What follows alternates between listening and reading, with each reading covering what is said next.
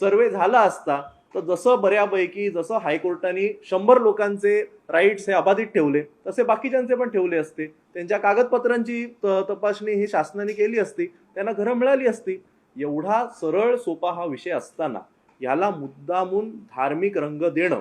काल हिमॅन सारखे तिकडे किरीट सोमय्या जातात काय, बुलेट प्रूफ वेस्ट घालतात काय, तिकडे जाऊन उगाची नौटंकी बांगलादेशी घुसवले ना, अमुक घुसवले ना, तमुक घुसवले, या गोष्टींचा संबंध कुठे येतो?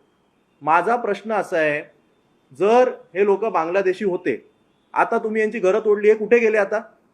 ही जबाबदारी आता किरीट सोमय्यांची नाही? किरीट सोमय्यांनी बांगलादेशला साठी काही ट्रेन केली आहे, फ्लाईट केलंय, बस पाठवली आहे? बांद्रा हे काय बांगलादेशच्या बॉर्डरवर आहे? जर हे बांगलादेशी होते तर 12 वर्ष या देशामध्ये मोदी साहेबांचं सरकार आहे. हे लोक बँड्रामध्ये आले कसे, हे कोण तपासणार? जर हे वांद्र्यातले मतदार आहेत तर यांना वोटर आय डी कशी मिळाली, याची चौकशी तुम्ही करणार का? यांना वोटर आय डी ज्यांनी मिळवून दिले त्या अधिकाऱ्यांवर तुम्ही कारवाई करणार का? ज्यांनी यांना आधार कार्ड मिळवून दिले त्यावर तुम्ही कारवाई करणार का? या सगळ्यांकडे राशन कार्ड आहेत, ज्यांना त्यांना राशन कार्ड मिळवून दिले त्यावर तुम्ही कारवाई करणार का? करायचं काही नाही. प्रत्येक गोष्टीत हिंदू मुस्लिम